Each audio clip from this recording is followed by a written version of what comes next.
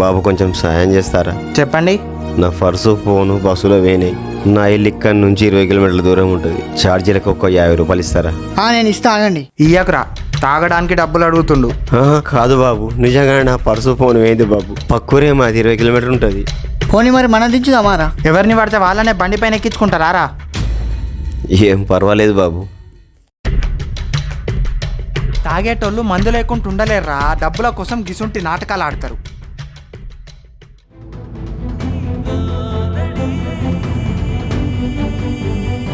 అరే అతనే కదా పొద్దున మనల్ని డబ్బులు అడిగింది. అవునరా, 10 కిలోమీటర్లు నడుచుకుంటా వచ్చిందా? ఆయన చెప్పింది నిజమేరా, తప్పుగా అపార్థం చేసుకున్నాం.